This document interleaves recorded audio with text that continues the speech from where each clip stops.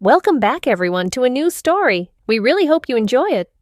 I never thought I'd like this feeling, the sensation of soft skin, of a silk skirt brushing against my thighs, and the look in someone's eyes as if they truly saw me as her. It all started in a place that couldn't have been further from silk or softness, my beige cubicle, under the hum of fluorescent lights that gave everyone a sickly, tired glow. My life, until that point, was a masterclass in mediocrity. I was Ethan, 32 years old, an office drone specializing in data entry, which is a fancy way of saying I transferred numbers from one spreadsheet to another for 8 hours a day. My mornings began with lukewarm coffee I'd inevitably forget on my counter, a silent commute listening to podcasts about historical events I'd never remember, and the quiet loneliness of a one-bedroom apartment that felt more like a storage unit for a man I barely knew. My colleagues were just faces, names attached to email signatures. We exchanged pleasantries about the weather and the weekend, but our interactions were as hollow as the corporate motivational posters on the walls. I wasn't unhappy. Not really. I was just numb. A ghost haunting the edges of my own existence.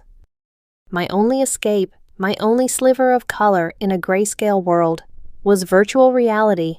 Gaming was my sanctuary. In those digital worlds, I could be a hero, a rogue, a mage. I could command armies and explore galaxies. I was somebody, but even that was starting to feel stale. The games were predictable. The controller's a clunky interface between my will and the digital action. Then came the announcement for Ethereal Realms VR. It wasn't just another game. It was a revolution. The marketing was slick, promising a true full-dive experience powered by the new Neuralink 3.0 sensory suit. It wasn't about looking through a screen. It was about being there. The suit was a web of haptic feedback nodes and neuroconnectors that promised to translate the game's code into actual physical sensation. The prickle of grass, the warmth of a fire, the impact of a blow. It was all supposed to feel real. It was the stuff of science fiction. And it cost me nearly 2 months' salary. I didn't even hesitate. This was the escape I craved.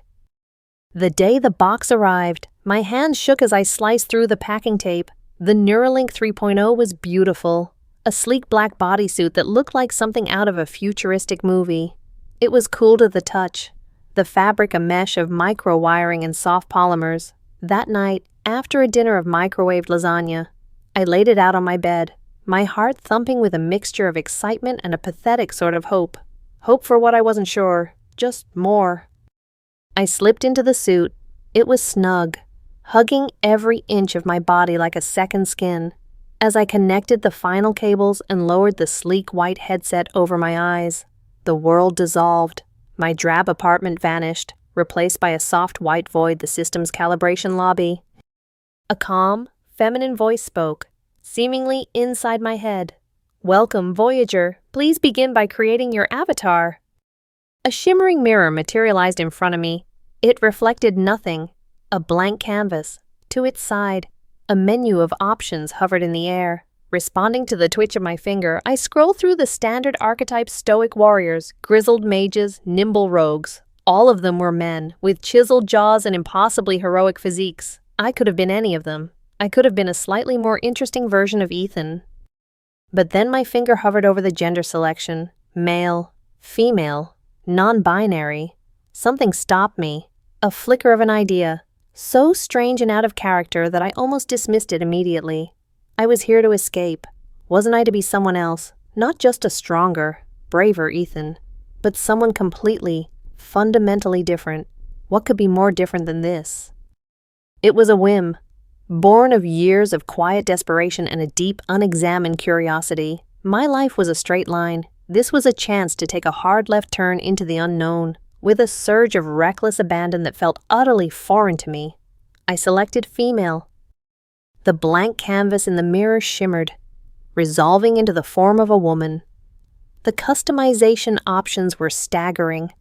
I spent what felt like hours adjusting sliders. I chose long, flowing hair the color of moonlight, a cascade of pure white silk. I gave her eyes the color of amethyst, deep and intelligent. I shaped her face to be delicate, but with a hint of a determined chin.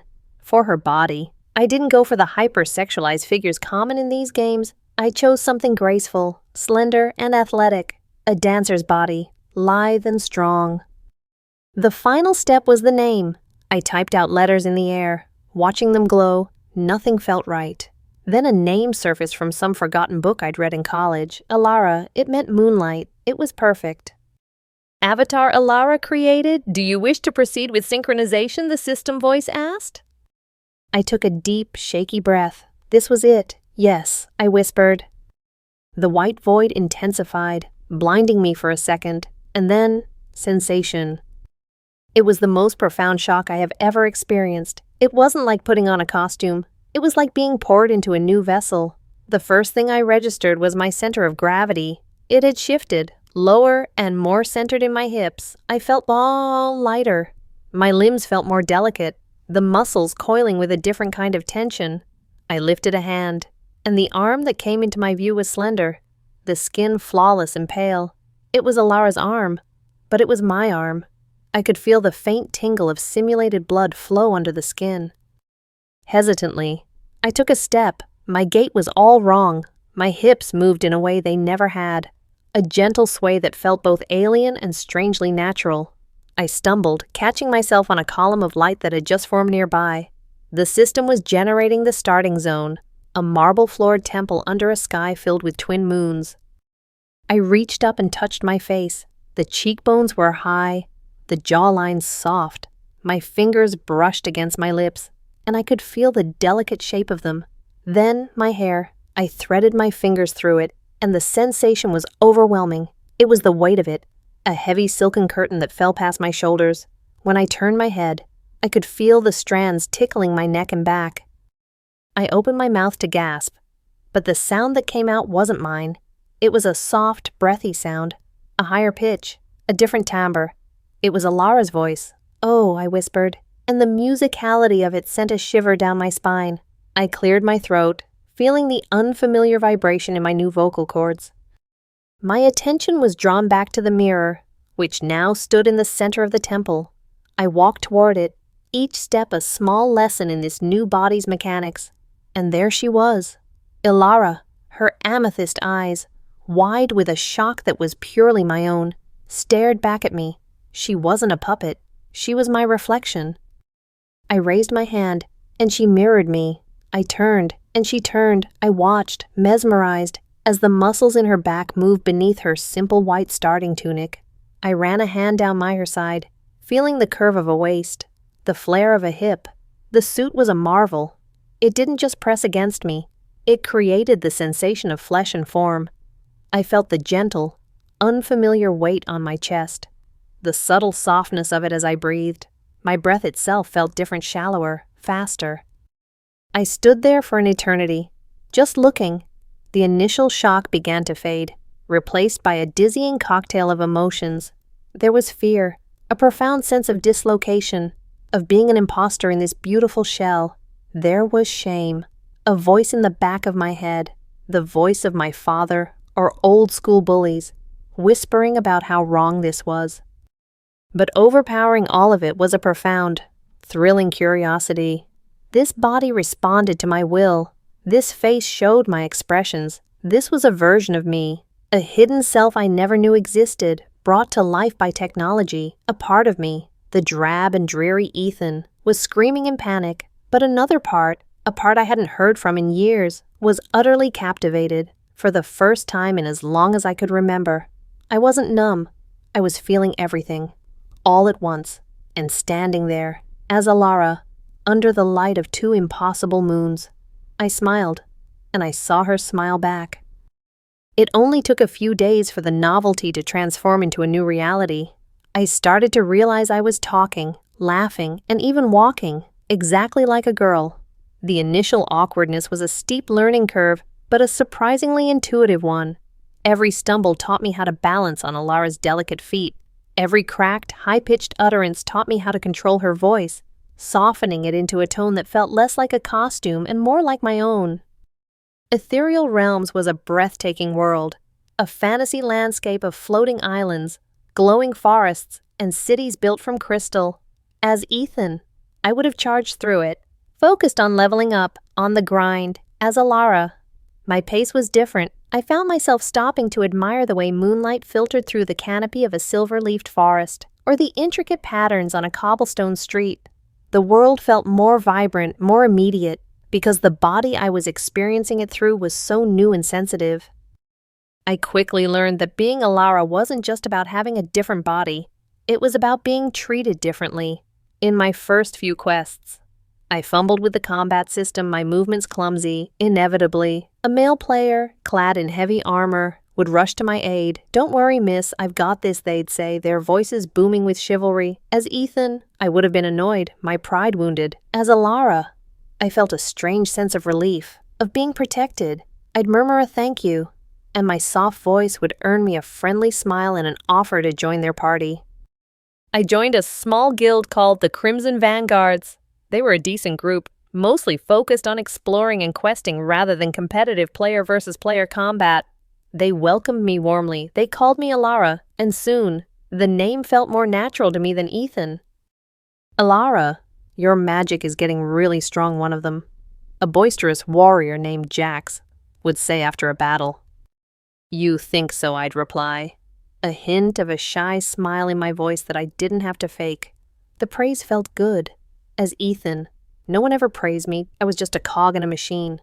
As Aara, I was a valued member of a team. My healing spells were essential, my presence appreciated. It was within this guild that I met Ryland. He was different from the others. While Jax and the others were loud and boisterous, Ryland was quiet, observant. His avatar was a tall, lean ranger with dark hair that fell into his eyes and a calm, steady demeanor. He didn't shower me with compliments or try to show off. Instead, he'd just appear at my side during a difficult fight, his bow drawn, an arrow loose to take down an enemy that was about to strike me from behind. He'd give me a small, knowing smile and then melt back into the shadows of the fight. One evening, we were grouped together for a quest to gather rare moonpetal flowers from the Whispering Peaks. The others had logged off for the night, but the two of us decided to press on. The virtual air grew cold as we ascended, the Neuralink suit mimicking the chill on my skin.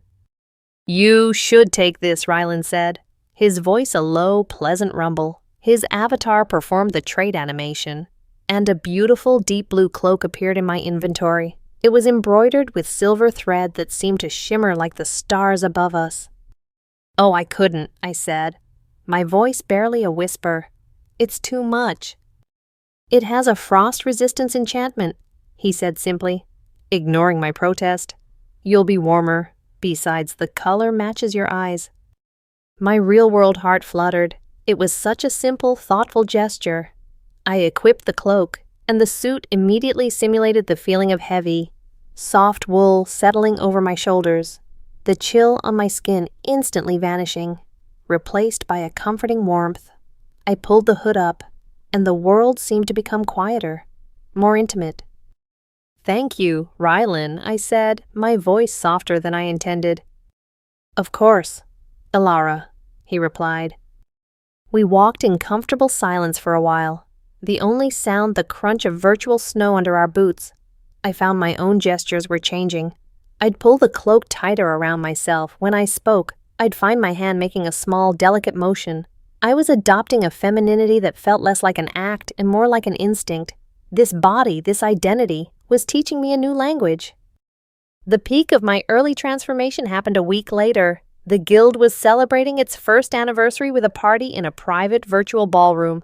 The invitation specified formal attire. I had nothing but my standard adventurer's gear. I was content to just stand in the corner. But Ryland sent me a private message. "I have something for you.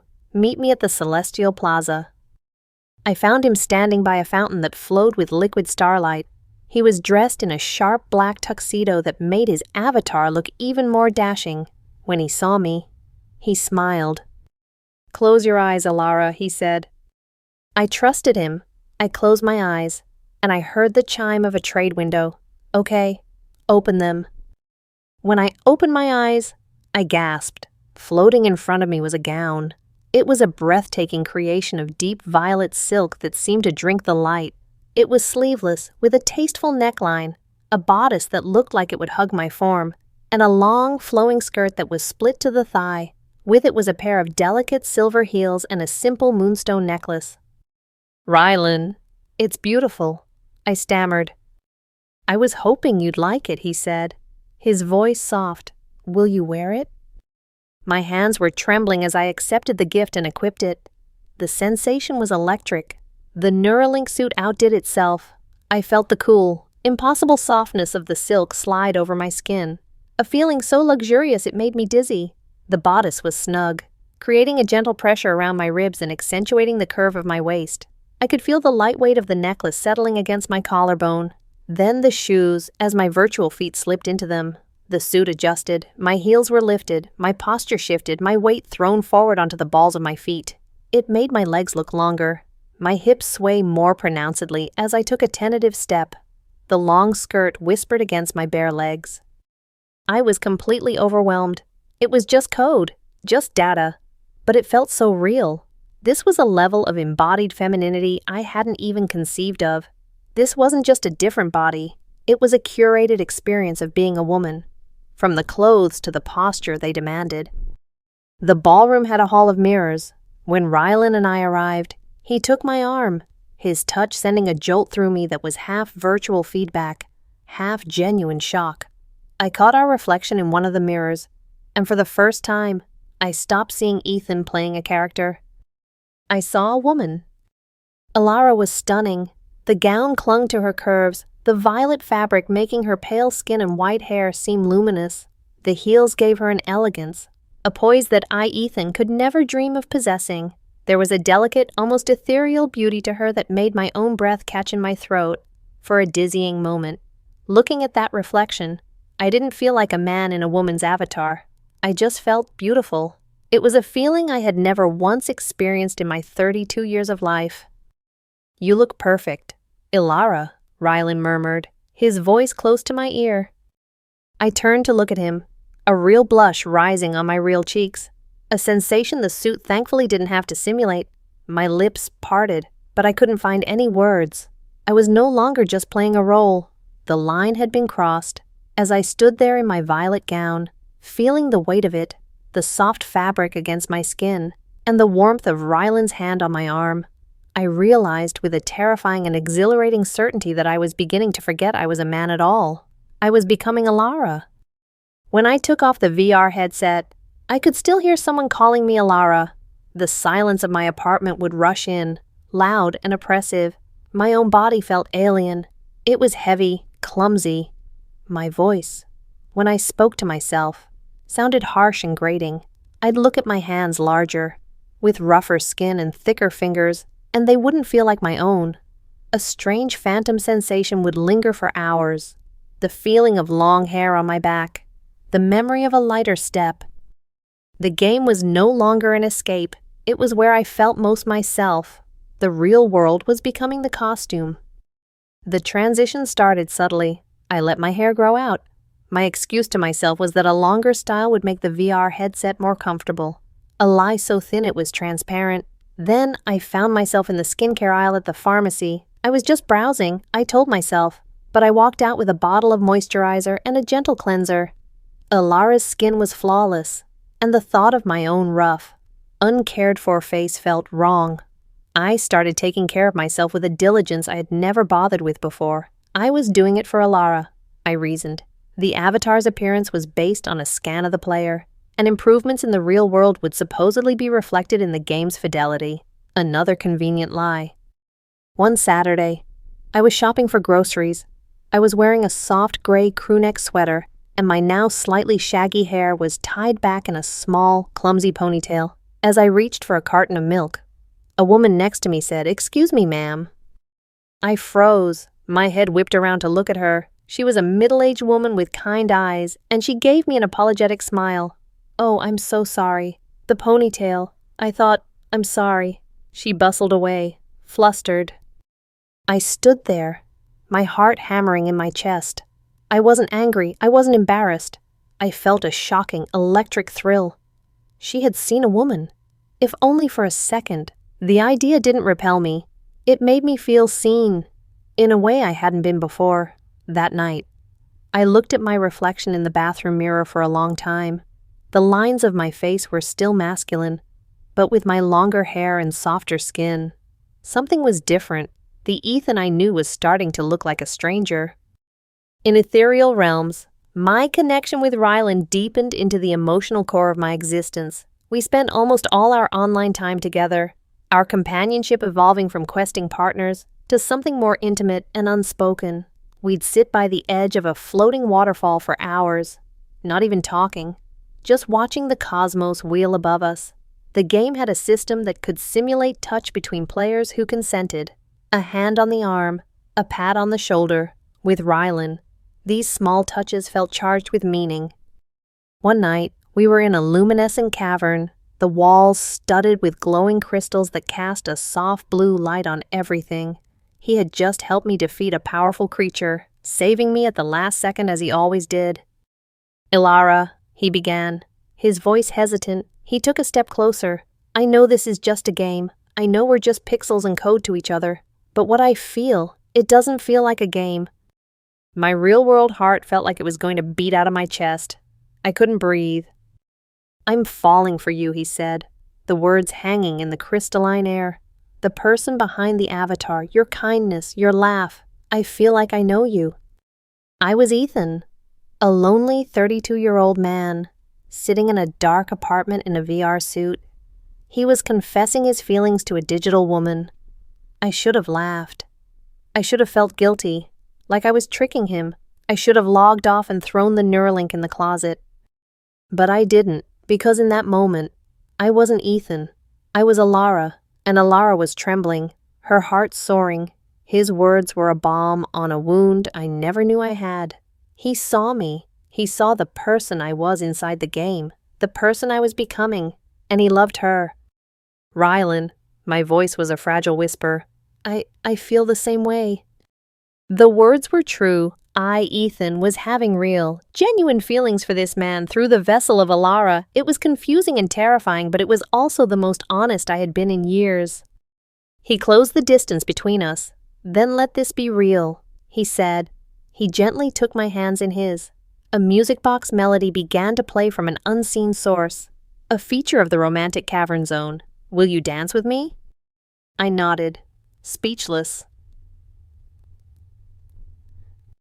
He placed one hand on the small of my back and held my other. The haptic suit responded instantly. I could feel the firm, warm pressure of his hand on my waist, the strength in his fingers as they intertwined with mine.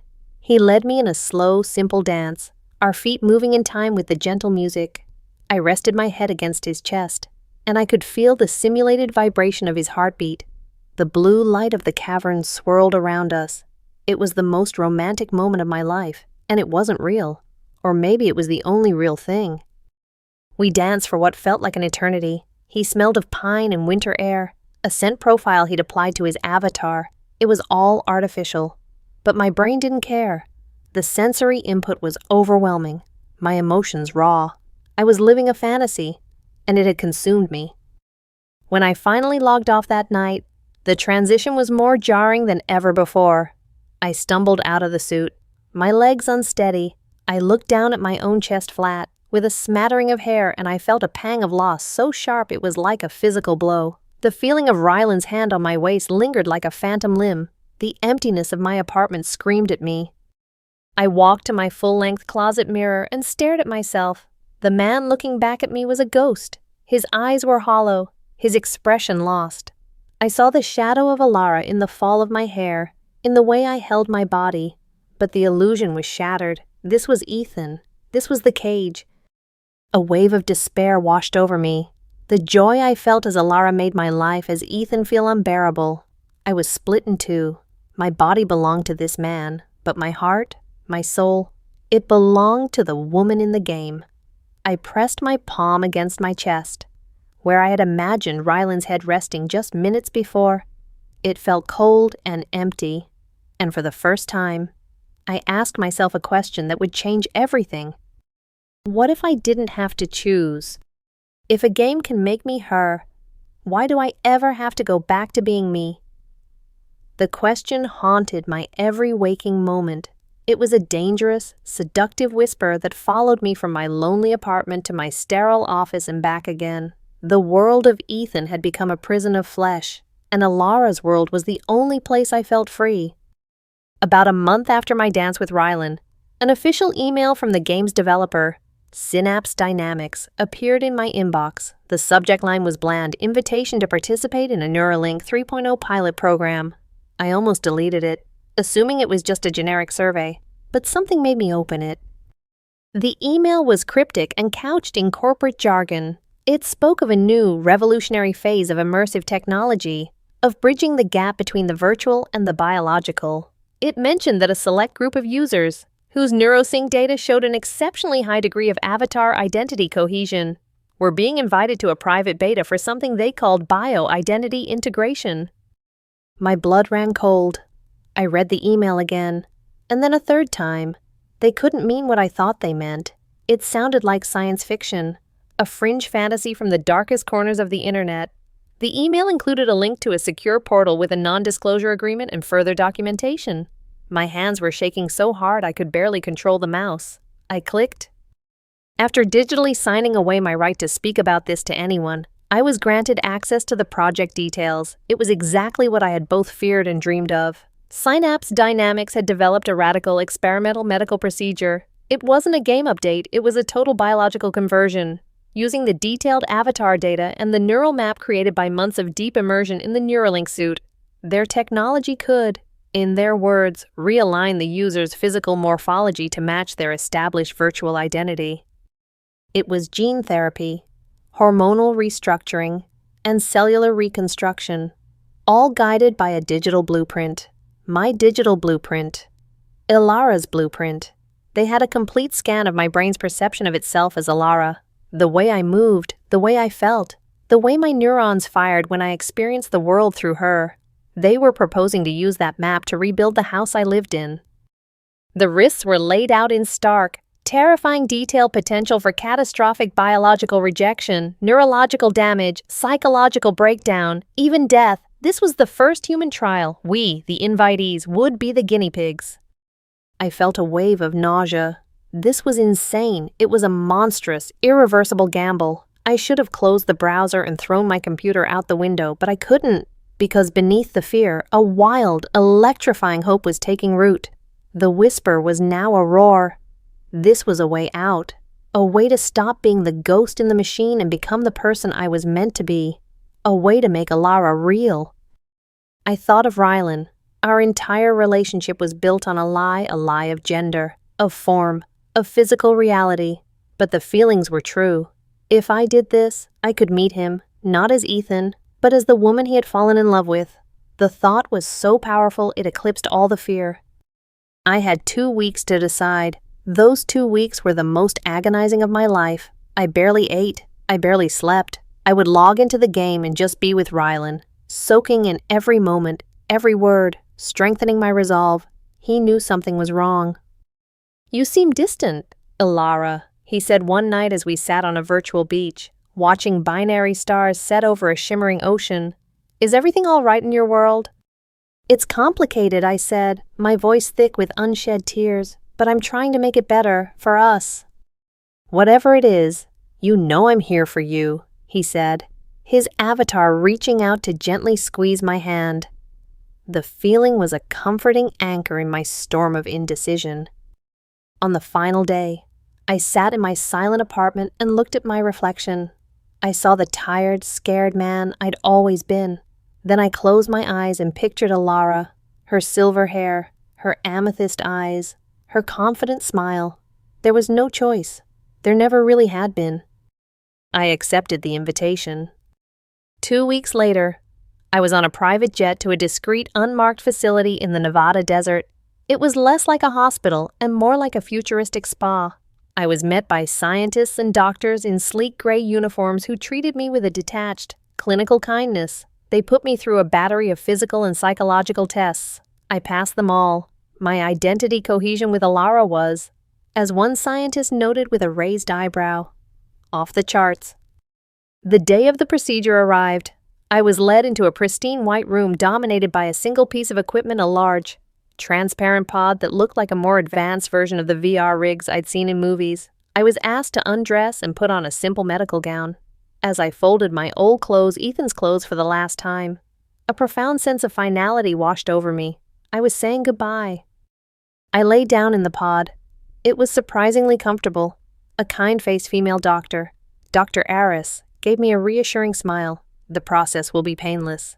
Ethan, she said, her use of my old name a jarring reminder of what I was leaving behind. You'll be in a deep sedative state. Similar to the VR deep dive, your consciousness will be ported into a stable, virtual environment. When you wake up here, the integration will be complete. It will take approximately 72 hours. She placed a Neuralink-style headset on me. This one was far more advanced, bristling with sensors and fine-tuned injectors. "Are you ready?" she asked. I thought of Ryland's smile, of the feel of the violet gown, of the reflection in the mirror that felt more real than my own. I gave a single firm nod. The world dissolved into the familiar white void of the system startup. But this was different. It felt deeper, more absolute. A gentle, warm sensation spread through my entire body, starting from my chest and radiating outwards. It wasn't a simulation. This was real. My consciousness was guided into a serene virtual space. Aara's favorite place in the game, a quiet meadow overlooking the sea under the twin moons. But I was disembodied. A point of awareness. I couldn't move. I could only watch and feel. Below the surface of my sedated mind, I was vaguely aware of my body changing. It was a cascade of sensations, muted but undeniable. I felt a deep structural shifting, the feeling of my bones shortening, my pelvis widening, my shoulders narrowing. It didn't hurt. It felt more like a release of tension, a settling into a more natural state. I felt a strange, new sensitivity in my chest, a tingling that slowly grew into a distinct fullness, an ache that was somehow pleasurable. My skin felt like it was being renewed, a tingling prickle all over as it grew softer, the hair on my arms, legs, and chest receding. The most bizarre sensation was in my throat, a subtle reshaping that I could feel in the very resonance of my being. I was aware of all of it, but it was like listening to a symphony from another room. The real focus was the emotional and neurological process. The system was reinforcing the neural pathways I had built as Aara, making them the dominant map for my new body. It was pruning away the parts of me that were Ethan, the awkwardness, the hesitation, the lifetime of masculine conditioning. It was sanding down the rough edges, aligning my mind and body in perfect harmony. It felt like I was being born and remembering a past life all at once. Fear and euphoria were tangled together, an inseparable, overwhelming torrent. I wept without eyes, my disembodied consciousness awash with the sheer magnitude of what was happening. I was dying. I was being created. After an eternity that was also just a moment, the sensation subsided, the warmth faded into a neutral peace. The virtual meadow began to dissolve. For the first time in 3 days, I felt the pull of my own body. I felt the weight of my limbs, the rise and fall of my own chest. I heard a soft chime, and a calm voice, Dr. Aara, saying my new name. "Aara, can you hear me? The integration is complete. You can open your eyes when you're ready." Slowly, hesitantly, I did. The first thing I saw was my own hand, resting on the white sheet beside me. It was her hand, slender, graceful, with perfectly shaped nails. My hand. I flexed my fingers, and the motion was fluid, effortless. I pushed myself up into a sitting position. The movement felt completely natural.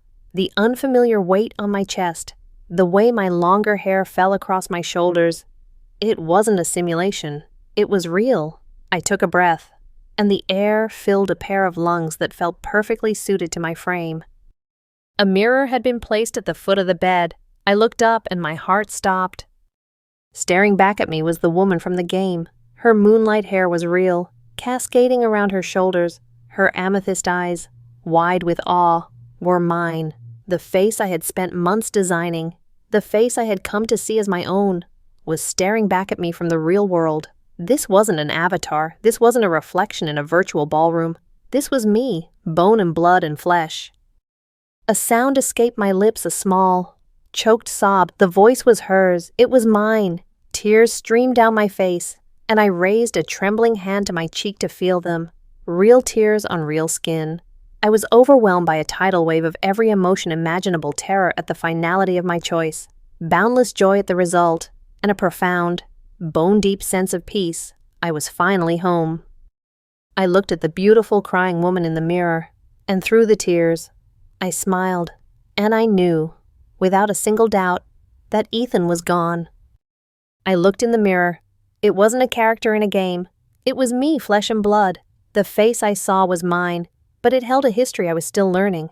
The days that followed the procedure were a whirlwind of discovery, like being a toddler and a 32-year-old all at once. The doctors and therapists at the Synapse facility were incredible, guiding me through the process of inhabiting my new reality.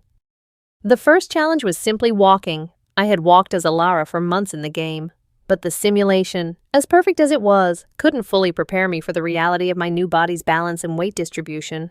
A physical therapist, a warm woman named Chloe, helped me. "It's all in the hips, Aara," she'd say with a smile. "Don't fight the sway, let it be your new center." I'd spend hours just walking up and down a hallway, learning the rhythm of my new gait, the satisfying click of low heels on the polished floor. My voice was another frontier. It was naturally mine now, but I had to learn its nuances, the way it could soften into a whisper or rise with excitement. A vocal coach helped me with resonance and pitch, not to make me sound more like a woman, but to help me find the full range of my voice. "This is your instrument now," she said. "Learn to play it." The most intimate and overwhelming part of the journey was acclimatizing to the new sensory inputs. The world felt different. My skin was softer, more sensitive to the texture of fabric, the temperature of the air. The feeling of my silk blouse against my arms was a constant, pleasant distraction. And then there were the stairs. When I was finally cleared to leave the confines of the medical wing and walk through the facility's common areas, I felt the weight of people's eyes on me. It wasn't hostile, just, curious. Men, in particular, looked at me differently. Their gaze would linger for a moment too long. In my old life, I was invisible. As Aara, I was anything but. It was both unnerving and, I had to admit, a little thrilling. Before I was discharged, I had one final terrifying task to re-enter the world. The facility provided me with a new identity, a complete legal change from Ethan to Aara, including a new birth certificate and passport. They also gave me a substantial stipend, the thank you for being a successful experiment. I used some of it to buy clothes online, an experience that was both exciting and daunting. I chose simple, elegant pieces, soft knit sweaters, well-fitting jeans, a few simple dresses, and of course, new underwear. The feeling of putting on a lace-trimmed bra for the first time as a physical reality was indescribably strange and affirming. It felt correct. My biggest fear, however, wasn't about clothes or legal documents. It was about Ryland during my recovery. I hadn't logged into the game. I couldn't. What would I say I sent him one short message from my new phone, using a number he didn't recognize? "It's Aara, the real me. I need to see you. There's something I have to tell you." I gave him the address of a quiet coffee shop in a city halfway between his home and my new empty apartment. I didn't know if he would come. I didn't even know who he was. We had never exchanged real names, only our avatar handles. For all I knew, Ryland could be anyone. I chose my outfit for our meeting with painstaking care: a cream-colored cashmere sweater, dark blue skinny jeans, and simple leather ankle boots. I did my makeup, my hands surprisingly steady, applying a little mascara to bring out my eyes and a touch of color to my lips. When I looked in the mirror, I saw a woman who was nervous but determined. I saw me. I arrived at the coffee shop 20 minutes early, my stomach a knot of anxiety. I chose a small table in the corner and ordered a tea I was too nervous to drink. Every time the door opened, my head snapped up, my heart pounding. Then, he walked in. I knew it was him instantly. He was taller than I'd imagined, with the same lean build as his avatar. His dark hair was a little messy, and he had kind, intelligent eyes that were scanning the room with a look of nervous anticipation. He wasn't a knight or a ranger. He was just a man, wearing a simple jacket and jeans, and he was even more handsome than his digital counterpart. Our eyes met across the room. He froze, a look of confusion on his face. He was looking for the woman from the picture I'd sent him my picture, but he didn't know me. He started to turn away, thinking he was in the wrong place. "Ryland," I called out, my voice barely audible. He stopped. He turned back, his gaze locking onto mine. He walked slowly toward my table, his expression a mixture of disbelief and dawning recognition. He had heard that voice 1,000 times. Aara, he whispered, his eyes wide. He looked from my face to the picture on his phone and back again. It's really you, your voice. It's me, I said, a tear escaping and tracing a path down my cheek. My name is Aara. He sank into the chair opposite me, never taking his eyes off my face. I don't understand. How is this possible? And so, I told him everything. I told him about Ethan, about the lonely life, the VR escape. I told him about creating Aara on a whim and falling in love with being her. I told him about our connection, how his kindness and acceptance had made me feel real for the first time. And finally, with a shaky breath, I told him about synapse dynamics and the bio-identity integration. He listened without interrupting, his expression unreadable. My initial nervousness turned into sheer terror. I had laid my entire impossible, insane story at his feet. He would think I was a monster, a freak. He would get up and walk away, and I wouldn't blame him. I had deceived him. I was a man who had pretended to be a woman to win his affection. When I finished, silence hung between us. He just stared at me, his brow furrowed in thought. I braced myself for the rejection, my hands clenched into fists under the table. Finally, he spoke, his voice quiet but firm. So your name was Ethan? I flinched. Yes. He nodded slowly. Okay. He took a deep breath. When I told you I was falling for you in that cave, I said I was falling for the person behind the avatar, her kindness, her laugh. I knew there was a real person there. I felt it. He reached across the table and hesitantly took my hand. His touch was warm and solid. It wasn't a simulation. It was real. I didn't fall in love with a bunch of pixels. Aara, he said, his thumb gently stroking the back of my hand. I fell in love with you. Who you are? This, he said, gesturing to my face, my body. This is just you. It always has been. I think I knew that, somehow. I always felt that you were more real than anyone I'd ever met. The tears I'd been holding back began to flow freely, silent tears of relief and a joy so profound it ached. He didn't hate me. He saw me. He had always seen me. He gave me a small, gentle smile, the same smile I knew from the game. My name is Chris, he said. I let out a shaky laugh, tears still streaming down my face. It's nice to finally meet you, Chris. It's nice to meet you, too. Aara, he replied, his hand tightening around mine. In that small, quiet coffee shop, surrounded by the smell of roasted beans and the murmur of strangers, I finally felt whole. The war inside me was over. The two halves of my existence, Ethan and Aara, the real and the virtual, had finally merged into one. I was no longer an avatar or an experiment. I was just Aara, and for the first time, in the reflection of his eyes, I saw not a fantasy, but my true self. I was reborn. Ethan vanished. He didn't die tragically or fade away in sadness. He simply became a name on a discarded legal document, a ghost in a past I no longer had to haunt. But Aara lived, and she had never been happier. The first year was a symphony of firsts. The first time Chris, it took me weeks to get used to not calling him Ryland, held my hand as we walked through a park. The first time he kissed me, a gentle, tentative kiss on my doorstep that sent electricity through my entire body. The first real-life date, the first movie night cuddled on a couch, the first argument over something stupid, the first time we made love. Each experience was a thread, weaving the tapestry of a life I had only ever dreamed of. Living as a woman was a continuous education. There were the small, everyday things, learning which brand of shampoo worked best with my long hair. The frustrating mystery of women's clothing sizes. The subtle, unspoken language of camaraderie in a women's restroom.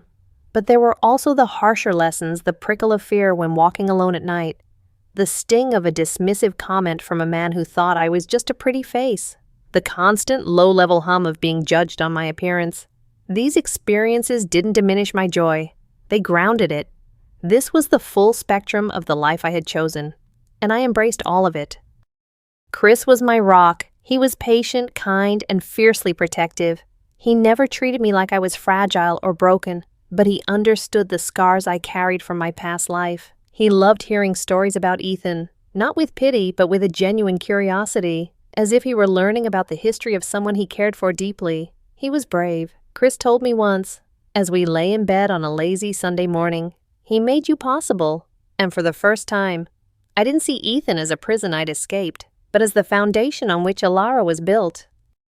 About 6 months after I left the facility, Synapse Dynamics contacted me again. My case was their pioneering success story. They were moving to the next phase of the bioidentity integration program and wanted me to be a part of it, not as a test subject, but as a consultant, a spokesperson.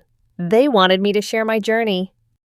I was hesitant at first. My story was so personal, so strange. But then I thought of all the other Ethans out there, people trapped in lives that didn't fit, their true selves locked away in virtual worlds or hidden deep within their own hearts. My journey, as unique as it was, wasn't just about me. I said yes. I started a vlog. It was called Becoming Me. I sat in front of a simple camera in my sunlit apartment and I told my story. Right from the beginning, I talked about the loneliness, the beige cubicle, the desperate purchase of a VR suit. I talked about the shock and wonder of becoming Aara for the first time. I talked about Chris, about my fears, and about the final terrifying decision. The response was overwhelming. Thousands of messages poured in from all over the world. Some were from people struggling with their gender identity, who saw my technological transformation as a parable for their own emotional and physical transitions. Others were from people who simply felt lost, disconnected, who resonated with the feeling of being an imposter in their own lives. They saw my story not just as one of gender, but of identity itself, of the courage it takes to become the person you were always meant to be. I became a voice for a new kind of frontier, one that existed at the intersection of technology, biology, and the human soul. My life now is beautifully, wonderfully normal. I work from home as a consultant for Synapse, helping new candidates through the integration process. Chris and I have an apartment together, filled with books and plants and laughter. We still log into ethereal realms sometimes. For nostalgia's sake, we walk through the crystal caverns and along the virtual beaches, and we remember the two avatars who fell in love, never knowing they were blazing a trail toward a reality more beautiful than any fantasy.